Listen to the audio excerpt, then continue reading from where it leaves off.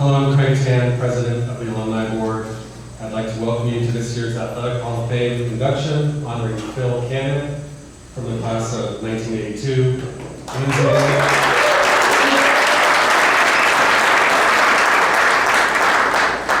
Lindsay Williams from the class of 2001.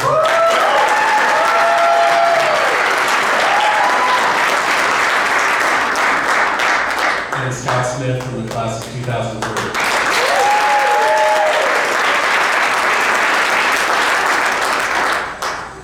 The Columbus Academy Athletic Hall of Fame is designed to recognize and honor former student athletes, coaches, and other individuals who have made exceptional contributions to the athletic program at Academy. Membership into the Athletic Hall of Fame is limited to those individuals who have brought positive recognition to the school, enhanced the reputation of the school, and have made outstanding contributions as either a superior competitor or an outstanding coach. Currently, there are 40 inductees in Columbus Academy's Athletic Hall of Fame. Phil will be number 41, Lindsay will be number 42, and Scott will be the 43rd inductee. Sorry. I'd like to invite Bob Kirk, class of 1967, to come up and say a few words about that.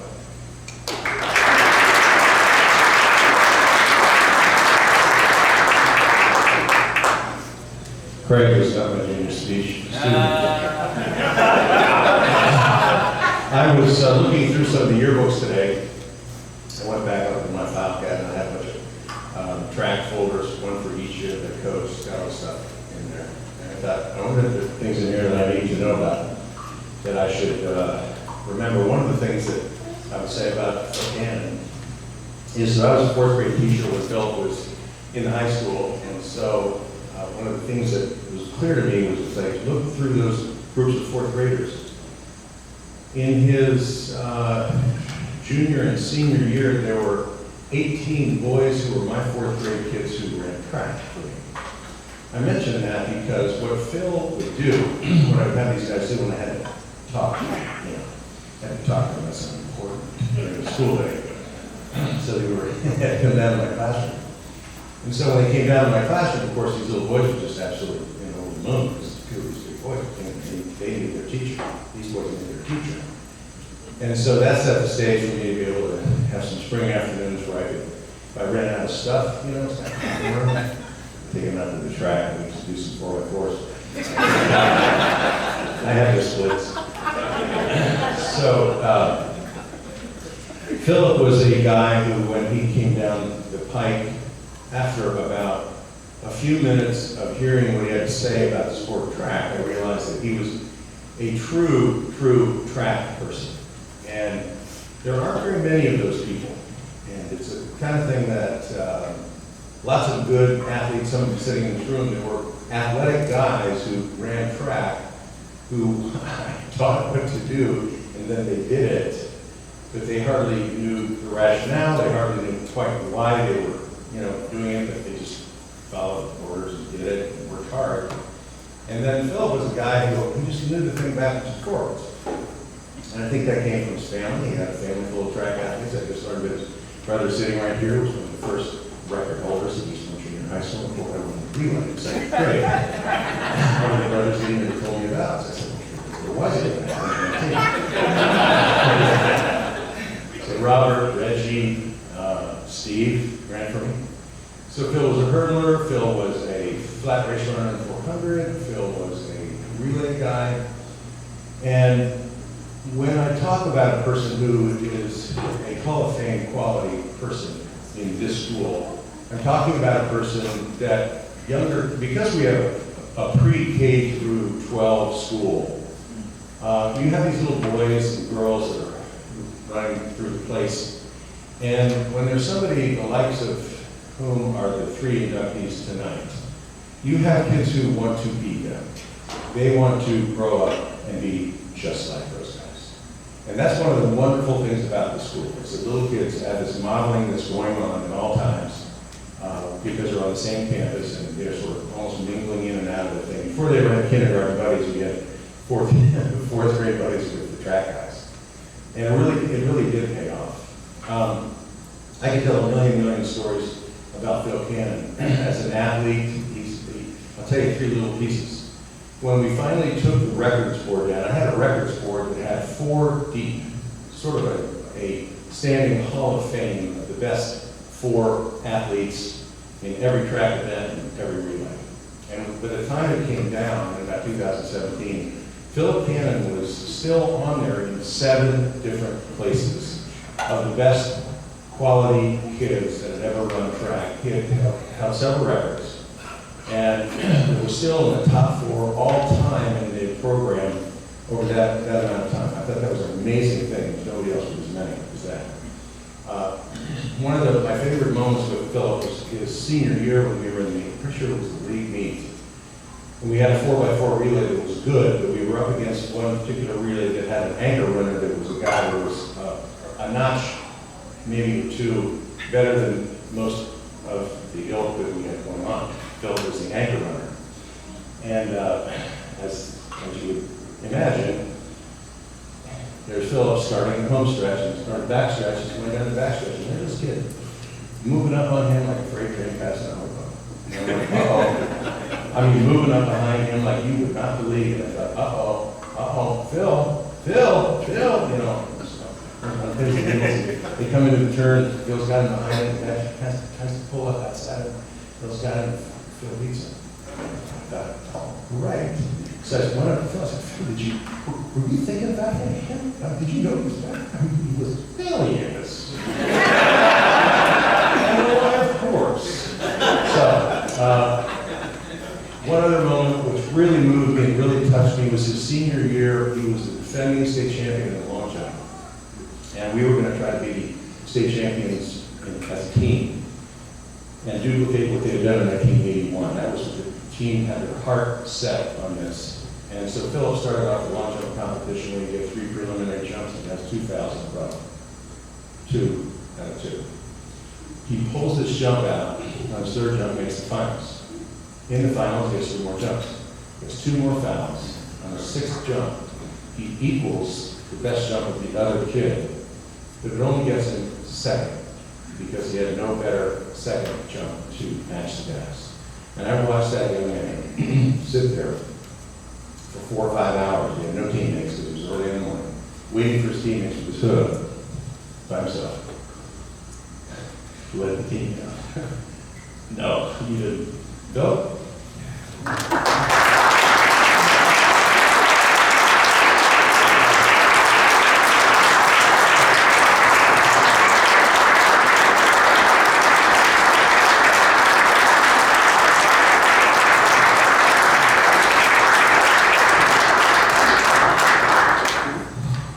Yeah, thanks. Thank you, Bob. Appreciate it. Have school sort of bird. Looking around here, so move around. There we go. So, Director of Athletics, Singleton, Alumni Board President Tan, alumni, guests, thank you. Fellow honorees, thank you.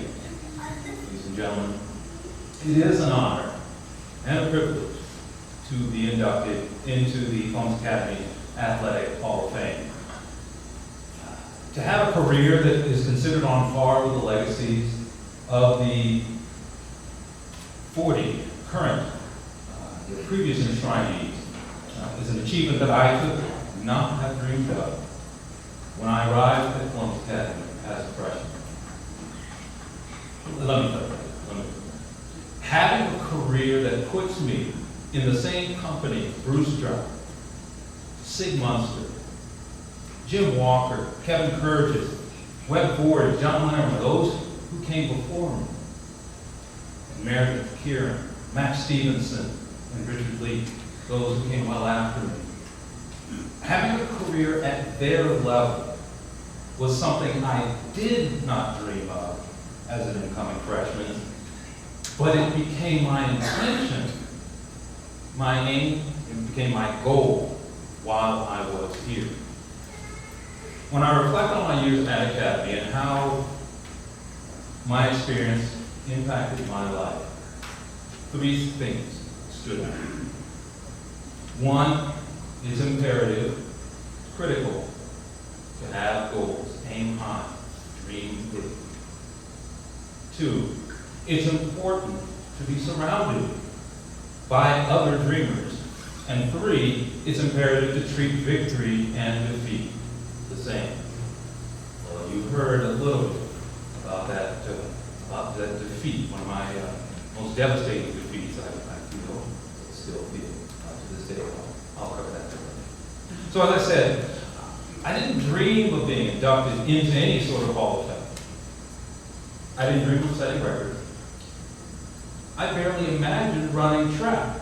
Bob said that I came in, I was a track guy, or at least I knew about track, and that is absolutely true. Yeah, I knew a lot about track. My older brothers, they were in the sport. They were deep into the sport. But coming into Academy, I played 7 seasons of baseball. I had 1 season of track. I was aspiring sort of to be a Jim Rice in the scheme of things. So, in track, I was an also-ran. I was, is that term, scrub. So, I didn't feel like I was anything particularly special, hadn't achieved much in that round. So, I was thinking about trying my hand at baseball at Academy coming in, but I considered the counsel, the learned counsel of my track coach for that 1 season, one Ed Fitzsimmons at Eastmore Junior High School. And he said that, no, your brother Robert wasn't much. He didn't set the world on fire when he came. When he showed up here. And later, that brother achieved a lot of things.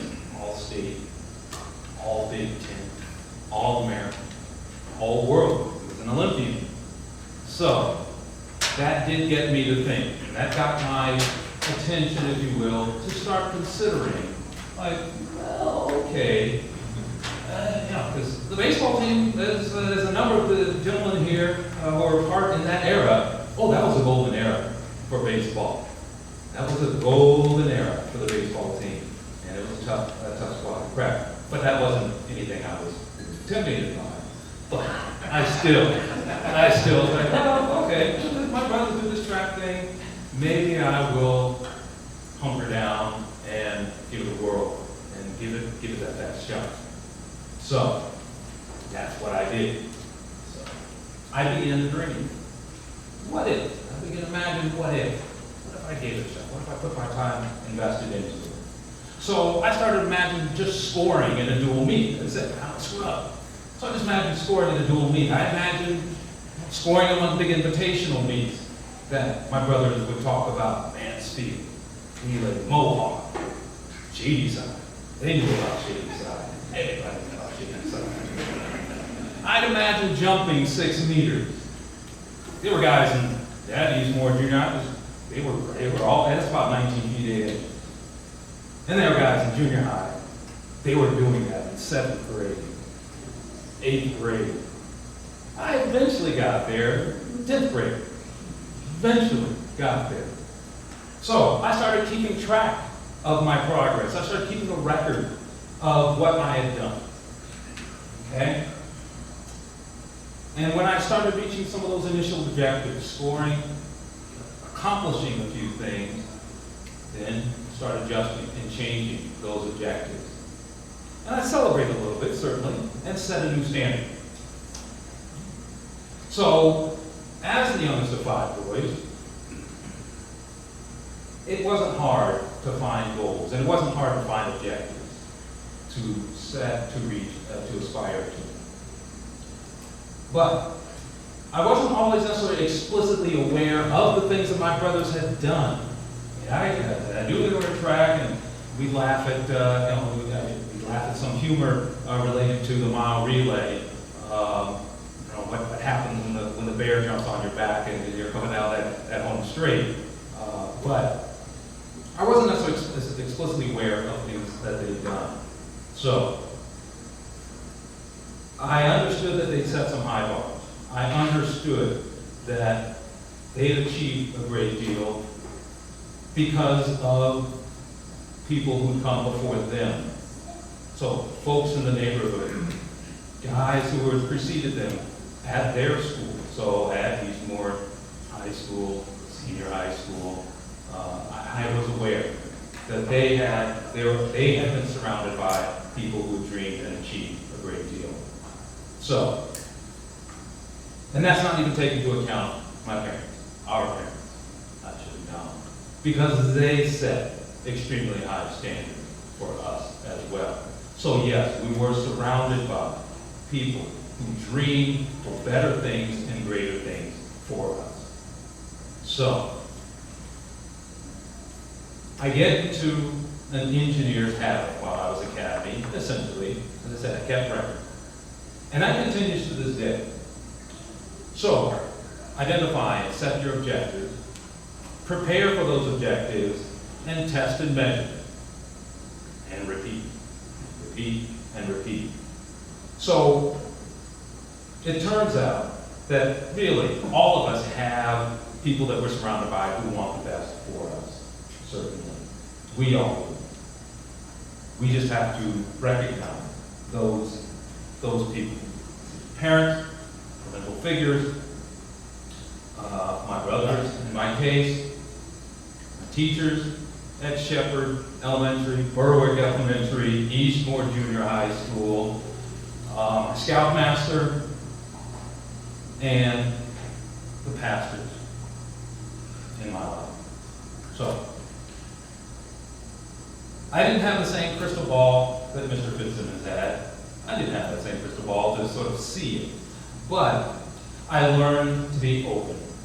And I learned to listen to the learned counsel, and he referenced my brother, and be more willing to go out and get out of my comfort zone in pursuit of the goal.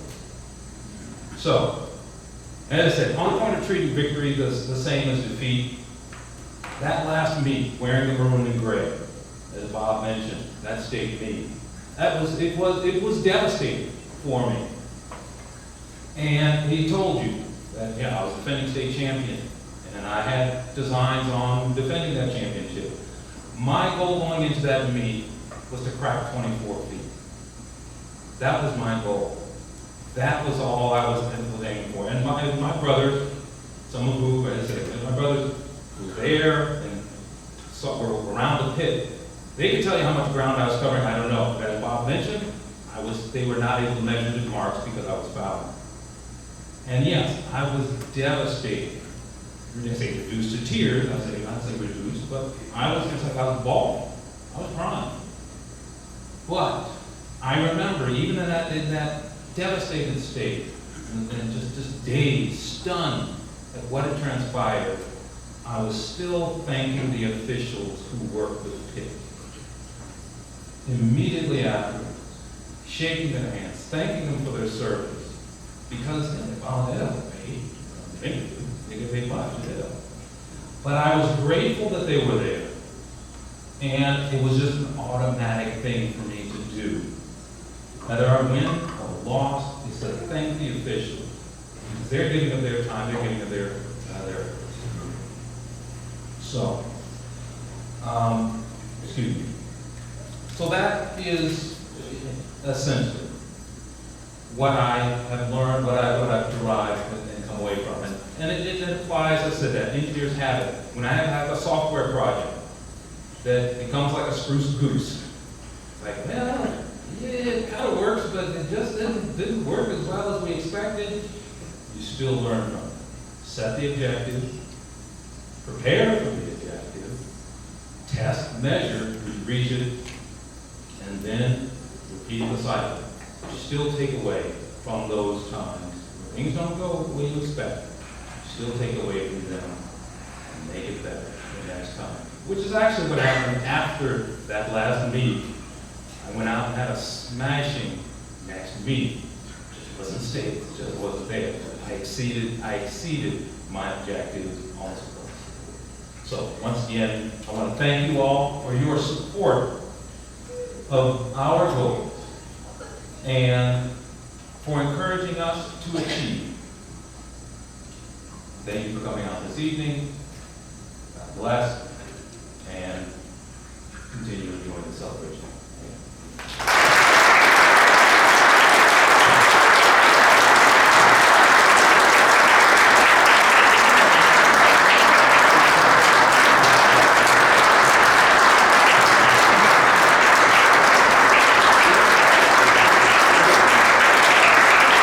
Please join me in thanking the 30 folks for that. We have